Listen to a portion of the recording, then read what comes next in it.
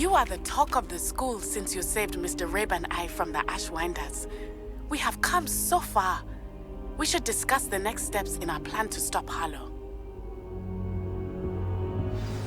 Professor Fig, the Keepers have shown me where the next trial is. Has something changed? Lodgok and I have learned that the goblins are searching for another repository, like the one we saw at Rookwood Castle. And I discovered that they're building massive drills to help in their search. Professor Fitzgerald seemed very concerned. I see. Ranrock clearly knows even more than we suspected. And sir, there's something else. Lodgok knew Miriam. He knew Miriam? They encountered each other at Rookwood Castle. She was doing research. That's where she found the container with the port key. He liked her so much that he let her leave with it, despite orders from Ranrock. I don't know what to say. She could win over almost anyone. I want to hear more of this. And, in fact, I'd like to speak with Lodgok directly. But we've no time now. Where is the next trial? Believe it or not, it's in the headmaster's office. Incredible. Very well, you'll need the password to get past the stone gargoyle. The headmaster's house elf will know it. I don't know the headmaster's house elf. Will he even speak to me? I imagine he's loyal to the headmaster. He is. So you'll need a disguise. I have just the thing. A polyjuice potion. You'll look and sound like Professor Black. Wait, doesn't polyjuice potion require a bit of the person you want to change into? And take ages to brew? It does. So how do you already have polyjuice potion to change into Professor Black? One never knows when such a thing may come in handy. Let's just say I felt the need to be prepared for anything after my fruitless trip to the ministry on his behalf. Now, time is of the essence. Drink up and I shall explain more.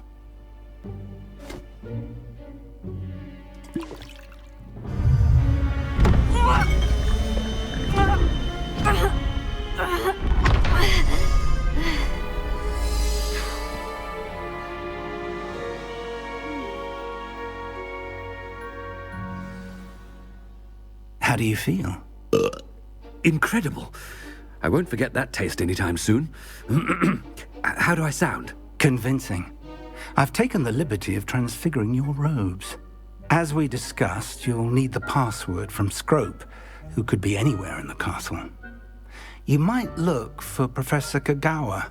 She's taken to badgering the poor elf about Quidditch in the hopes that he can convince Black to change his mind. Thus far, unsuccessfully. I see. But what if Professor Black sees me? Leave him to me. I shall tell him where to meet a liaison from the ministry in Hogsmeade. That should give you plenty of time. Thank you, Professor. I suppose we'll meet again in the map chamber. It's rather strange to hear gratitude coming from Professor Black. I'll see you there. Now to find the headmaster's house elf.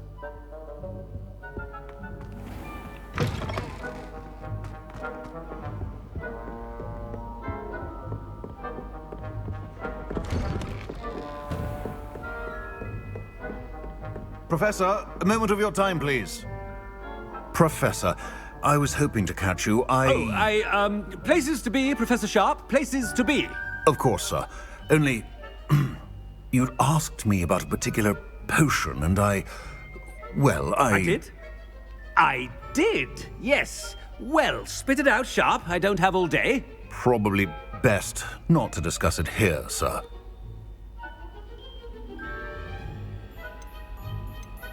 I assure you, Sharp, you may speak freely. Very well. I've brewed the cure for boils you wanted. I can drop it by your office when it's convenient. Of course, yes. No need for all the cloak and dagger. Simply have a student deliver it. A student. Very well, sir, if you insist. I do. And thank you, Sharp. I just hope you've brewed enough for all my boils. Now, to determine which student gets this rather unenviable task. Stand proud, purebloods. The future is yours. I wonder almost daily why I accepted this appointment. I thought I heard the headmaster approaching.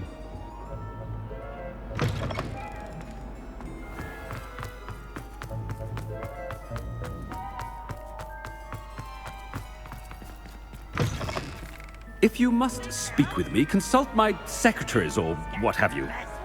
Headmaster, here, what could he want? I haven't time for any of you at the moment. None. None at all. Move aside. Professor, a word? Professor Black, again, it is not too late to reconsider your decision regarding Quidditch. We could still have trials and a somewhat shortened season. It would be better than none at all. But the injury, Madam Kogawa. Professor, more than one student has taken a bludger to the head on our pitch. I dare say it knocked some sense into them. And they are fine now. The fact that it happened to be a pureblood, well, that's no reason to... What nonsense! That you would trivialize the health of a student over a silly game. A silly game? You are quite impossible sometimes. Sir, I've a good mind to write to the Department of Magical Games and Sports at the Ministry about you. I should think you'd have better things to do with your time. Now, where's my elf? Good day, Professor. And I spotted Scrope in the Great Hall. Seems to be avoiding me. I wonder why. Good day, Madam Kogawa. What did we do to deserve him as a headmaster? Greetings! I mean, out of my way, children.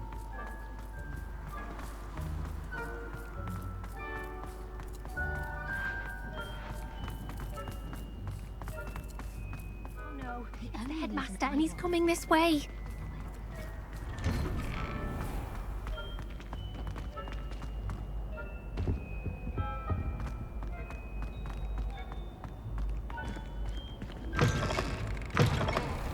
You call that a shine on those boots? Do better! Professor, I need to speak to you. Hello, Professor Black. Ah, Professor Weasley. How delightful to see you. Sir? Since I have you here, I wonder if I might, speak with you about Professor Fig. Oh, very well. I've decided to give him a bit more, leeway with his time. Leeway, Professor? Are you sure that's wise? I confess I do worry for his students. He's rarely here as it is. Ah, well, yes.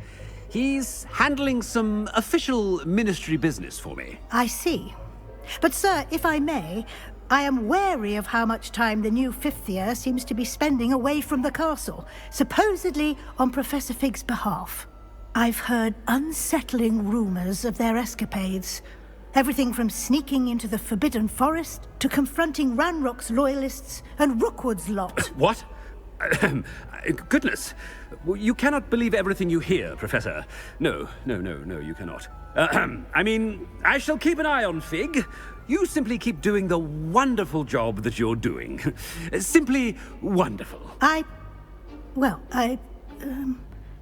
Thank you. But I'm happy to look into... Good. That'll be all, Weasley. I mean, Professor Weasley. Good day.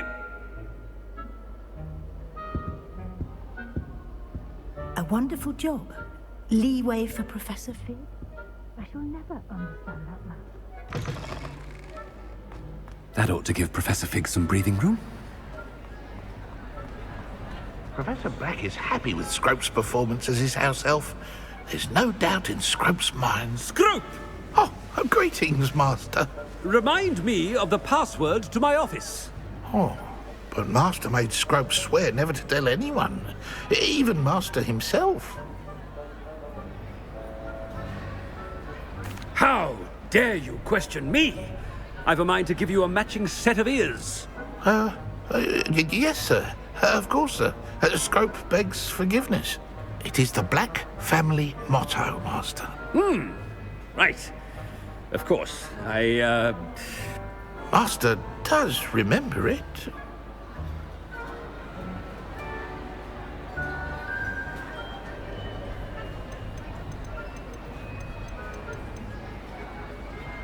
Of course I remember. It's the Black family reigns. Is Master giving Scrope a test? But certainly I remember. It's still stronger together, no? Master has made Scrope laugh. It's pure bloods forever, isn't it? Close, Master. Scrope thinks Master is indeed testing Scrope. It is always pure. Obviously. And, of course, as Master knows, in French. Ah, yes, of course. I order you to pronounce it for me. Oh, but Master knows that Scrope's French is most pitiful. Oh, very well. Toujours pur. Ha! Thank you. Never speak of this conversation with me or anyone else. Of course, sir. Scrope shall try his best to keep out of Master's way. The polyjuice potion's wearing off. I best get out of sight.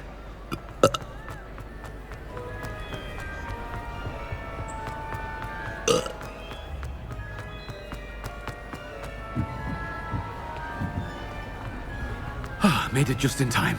It's wearing off. Fig was right. I can't believe it worked. Now, to speak the password to the gargoyle.